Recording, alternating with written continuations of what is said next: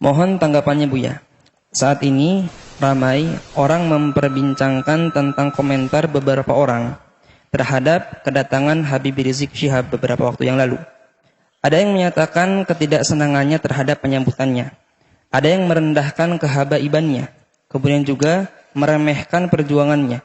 Bahkan ada juga yang mencaci atau mengolok. Mohon tanggapannya Buya. Bagaimana menyikapi tentang hal-hal semacam ini Buya? Terima kasih. Bismillah. Kami akan menjawab. Pertama, kami bukan orang FPI. Harus tahu itu. Saya bukan anggota FPI. Kemudian setelah itu, yuk kita pandang segala permasalahan dengan akal yang jernih dan hati yang tenang. Pertama adalah kedatangan Habib Rizik disambut oleh orang sebanyak itu kemauan umat.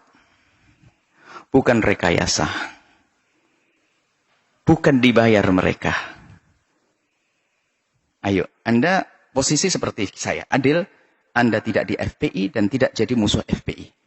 Anda berada di tengah-tengah, ayo. Kedatangan mereka, umat segitu banyak, bukan direkayasa. Bukan, kalau rekayasa mau dibayar, biar datang. Nggak ada. Bahkan ini masa pandemi, semua orang meninggalkan kerjaannya. Dengan sukarela. Maka yang harus kita pahami, ada apa di balik ini semuanya. Kerinduan kepada apa sih mereka kok sampai seperti itu? Kita jujur. Nggak perlu kita marah-marah ini. Kadang-kadang dimarahkan Habib Rizik. Habib Rizik ingin datang ke negerinya, ingin berjuang, ingin berdakwah. Bukan direkayasa kedatangan mereka itu semua. Nah ini yang pertama yang harus kita pahami. Supaya kita tidak suudon. Nggak ada rekayasa. Bahkan yang datang itu orang rela berkorban. Kemudian, kedatangan beliau adalah membuat kerusakan, keramaian, dan sebagainya. Mari kita pandang dengan jujur juga. Kalau Habib Rizik mengadakan kumpulan, demo dan sebagainya misalnya. Jujur Anda, apa sih yang diminta Habib Rizik? Habib Rizik tidak minta pulau untuk pesta apa. Tidak juga minta jabatan jabi apa. Tapi yang diminta apa? Coba kita cari. Anda jujur sebagai bangsa Indonesia yang adil, yang jujur, apa yang diminta? Jejer permintaannya apa sih?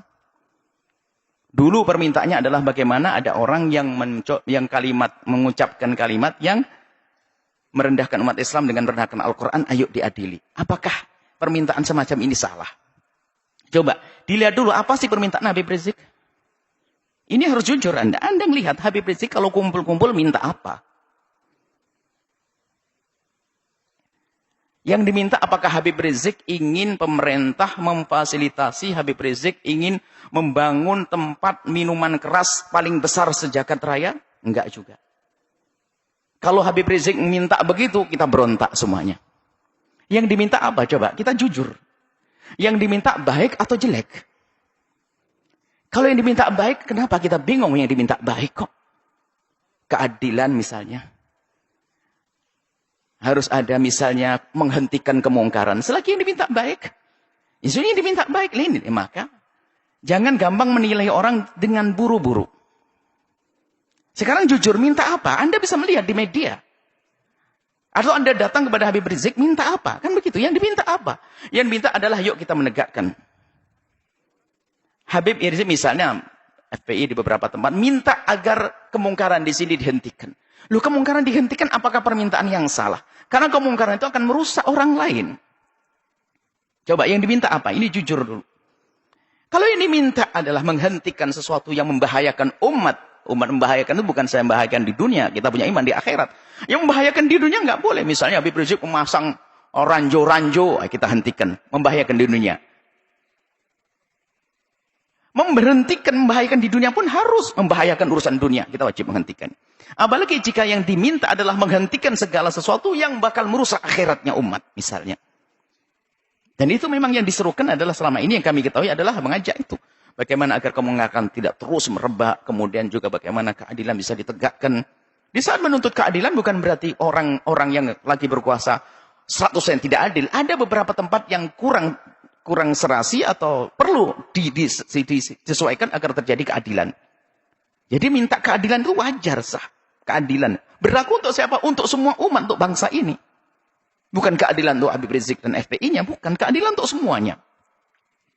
Coba yang diminta apa? Nah ini maksud kami adalah jangan buru-buru menilai. Yang diminta apa?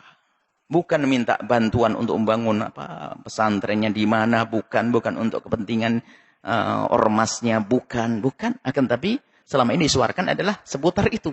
Bagaimana menghentikan kemungkaran, bagaimana menghadirkan keadilan, kemudian bagaimana membatasi sepak terjang orang yang tidak banyak manfaatnya untuk negeri ini misalnya. Dengan suara-suara seperti itu. Bagaimana menghentikan kebobrokan moral. Ini kan permintaan yang baik semuanya. Kalau seandainya yang menyuarakan selain Habib Rizik, bagaimana? Kalau Anda mau, kenapa di saat disuarakan Habib Rizik tidak mau? Jujur ini. Ini harus perlu kejujuran ini. Kita menilai dari luar. Seperti ini. Selagi keinginannya baik, maka adalah permintaan itu yang harus kita jadikan sandaran kita untuk menilai. Kemudian selanjutnya kepada Bapak Presiden atau siapapun yang akan menjadi presiden. Ini adalah risalah cinta kami kepada Pak Presiden. Ya kalau mendengar alhamdulillah, kalau tidak mendengar Allah perdengarkan ke hati, biarpun telinganya tidak mendengar. Atau calon presiden, ketahuilah bahwa jabatan kepresidenan itu sangat terbatas.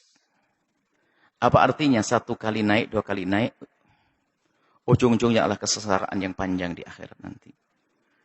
Maka mumpung Allah beri kesempatan untuk naik surga tertinggi, maka hendaknya Pak Presiden atau para calon presiden itu, apalagi yang mereka adalah benar-benar ahli la ilallah. Termasuk Pak Presiden kami yakin ahli la ilallah.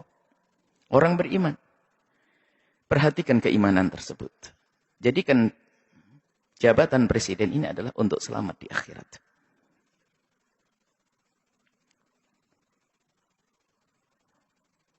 Maka selama ini panjatan doa semoga orang-orang seperti Habib Rizik dijaga dan bisa istiqomah. Dan doa kita kepada Pak Presiden semoga juga Allah memberikan bimbingan agar bisa menjadi baik semuanya. Tidak perlu kita memusuhi. Akan tapi kita perlu bagaimana menghantarkan kebenaran. Kita tidak punya permusuhan dengan Bapak Presiden. Akan tapi kami punya cinta karena kami tahu beliaunya adalah ahli la ilaha illallah. Kami ingin bahasanya kelak juga selamat di akhirat. Maka mohon, atau calon-calon presiden yang akan datang. Ingat, jadi presiden adalah berbatas waktunya. Tapi akhirat adalah selamanya dan tidak berbatas. Maka jangan sampai di saat menjabat kepresidenan ini adalah ditipu oleh orang-orang yang ada di kiri kanan kita misalnya. Yang punya kepentingan-kepentingan syahwatnya, urusan dunianya, tidak ada hubungannya dengan imam. Sehingga kita akan kebawa ke sana. Maka pandanglah dengan adil. Orang yang bakal mengganggu akhirat Anda pinggirkan. Anda bisa melihat pasti. Di kalangan menteri, di kalangan pakun harus dibersihkan dari orang-orang yang bakal mengganggu keselamatan kita di akhirat. Kami yakin Anda ahli iman. Kami mendengar Anda jadi imam sholat. Anda juga umroh. Subhanallah. Tinggal perlu Anda mengikuti hati kecil Anda bahwasanya Anda ahli iman. Maka segala sesuatu yang bertentangan dengan keimanan Anda ini ayo diberesi, diselesaikan. Karena itu akan ada tuntutan dan tanggung jawab di hadapan Allah Subhanahu wa taala. Kemudian berlapanglah dengan masukan atau kritik dari siapapun. Maka di saat ada misalnya selama ini rame seperti tadi hubungan dengan Habib Rizik dan sebagainya. Yang diminta adalah, kami yakin yang diminta Habib Rizik adalah di hati kecil Anda adalah Anda setujui. Keadilan, kebaikan, dan sebagainya. Kami ingin bertemu ini maksud. Kami yakin insya Allah. Kami yakin khusnudan bahasanya Anda orang beriman dan presiden-presiden setelahnya. Kami tidak mengarah kepada presiden hari ini. Selagi itu keinginan yang baik, ayo kita sambut. Dan nanti secara umum, kritik itu justru mengangkat kita. Bagaimana kita menjadi waspada. Kritik itu, kadang kita tidak bisa sadar, tidak bisa mengoreksi diri kita sendiri. Akan tetapi dengan kritik itu kita bisa berbenah.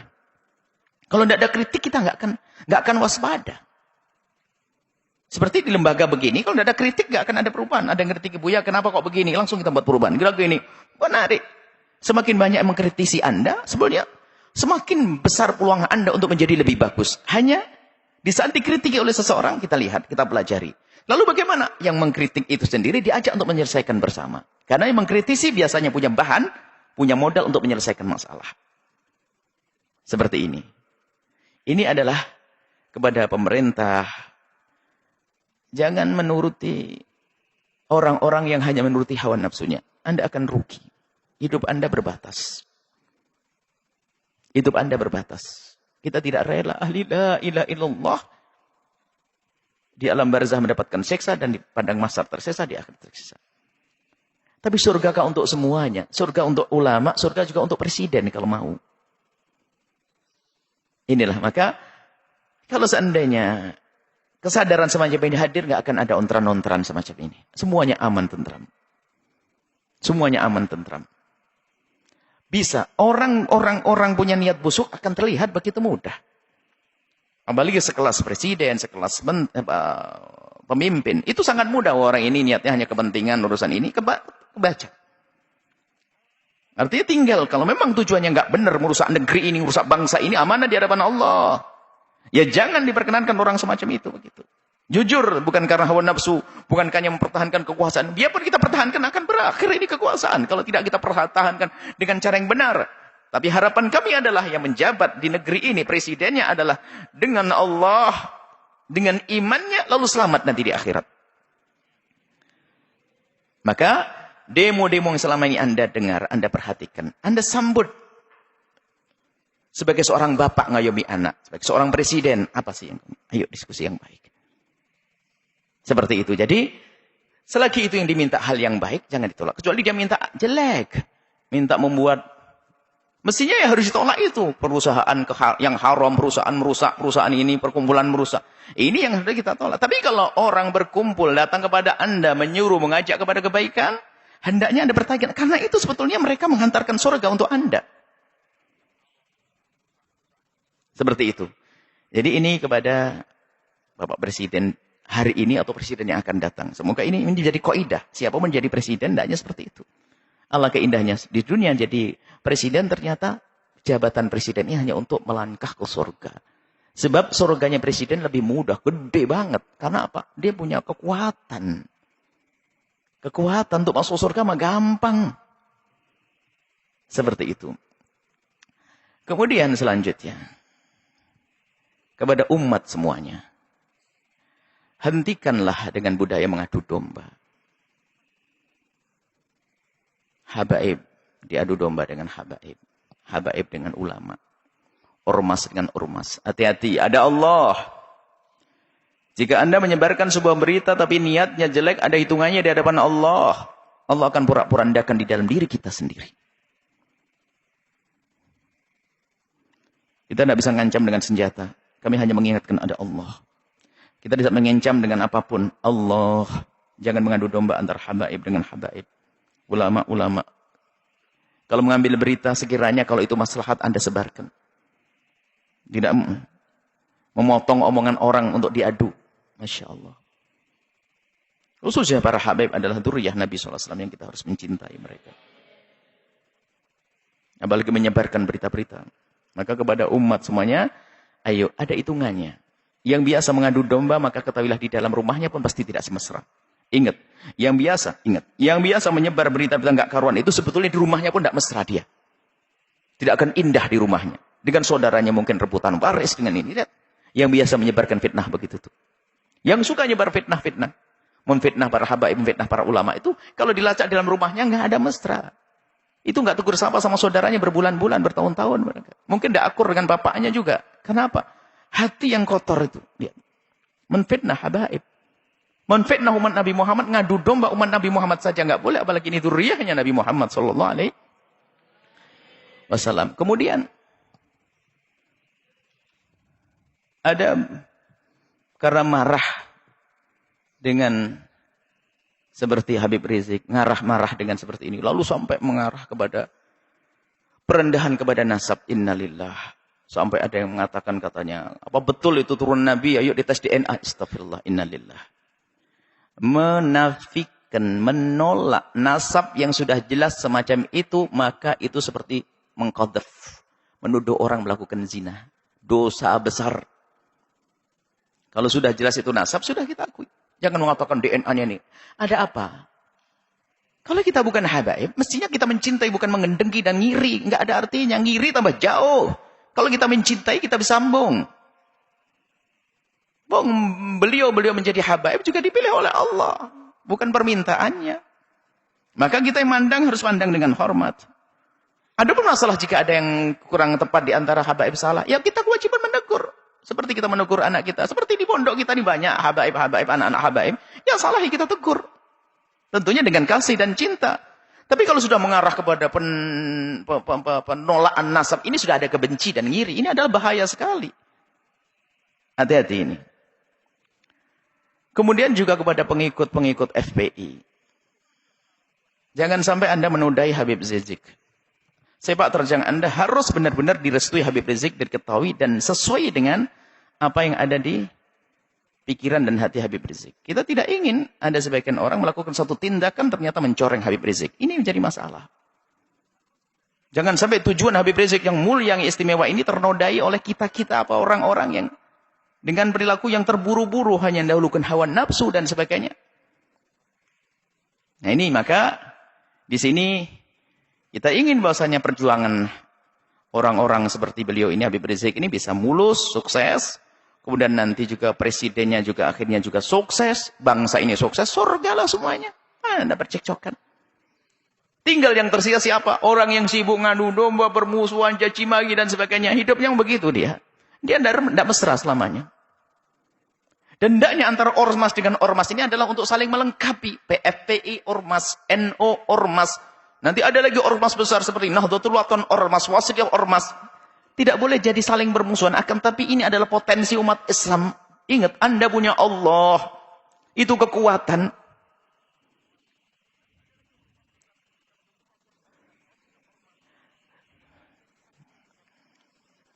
Semoga Allah menjadikan kita juru damai di negeri ini. Yang berjuang semoga diberi keikhlasan. Yang punya kebencian dengan pejuang-pejuang semoga diberi kesadaran dan diampuni oleh Allah. Pejabat-pejabat semoga dimulai dari presiden sampai bawah semoga Allah berikan hidayah, bimbingan. Sehingga semuanya kita ini selamat. Tidak boleh kita mengharapkan orang celaka masuk neraka. Enggak. Kita harus merindukan mereka. Nah, kalau semuanya atas dasar ini semuanya. Kesadaran rindu kepada Allah. Menganggap kebenaran sebagai kebenaran. Maka semuanya akan beres. Yang menjadi masalah adalah kita dikuasai hawa nafsu. Kita tahu itu kebenaran hanya karena bertentangan dengan kepentingan pribadi saya, maka saya tolak. Enggak. Muncul kebencian-kebencian dengan para ulama, kebencian kepada para habaib, na'udzubillah. Adapun orang yang membenci Islam itu memang selalu ingin merusak Islam, itu urusan mereka dengan Allah, ada hukumannya nanti di akhirat.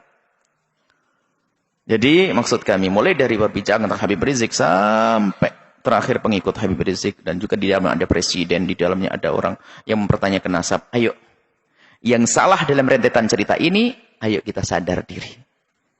Kita ingin tentram damai. Tentram damai, jangan ada permusuhan, ya. Kita dengar kalau itu kebenaran sebagai kebenaran. Jangan sampai kita ini adalah mendahulukan hawa nafsu kita. Ingat nasihat mulia dari guru mulia. Kalau ingin berbicara, kalau ingin melangkah, kalau ingin berfatwa, kalau ingin mengeluarkan sebuah statement atau apapun, ukhruj min hadzi nafsik. Keluarkan dari kepentingan hawa nafsumu. Hawa nafsu jabatan, hawa nafsu tahta, hawa nafsu. Kalau kita bebaskan itu, maka kita bisa ngomong jujur dan adil nanti insyaAllah. Dan tentunya setelah itu minta bimbingan kepada Allah Subhanahu Wa Taala dan kepada semuanya. Kami mulai dari Habibana Rizik sampai kepada pengikut-pengikut beliau, Pak Presiden dan sebagainya. Kami mohon maaf sebanyak-banyaknya. Jika kami ngomong di apa yang kami sampaikan ada menyinggung perasaan nyakit hati, ketahuilah bahwasanya nuhibbukum jami'an, kami mencintai semuanya. Harapan kami adalah setiap kami bertemu dengan semuanya ini adalah semuanya saling senyum, saling pandang dengan penuh kasih sebagai muqaddimah pandangan kelak di surga bersama Nabi Muhammad SAW. Tegakkan kebenaran, keadilan, hentikan kemungkaran. Yuk kita menuju Allah Subhanahu wa taala. Wallahu a'lam bissawab.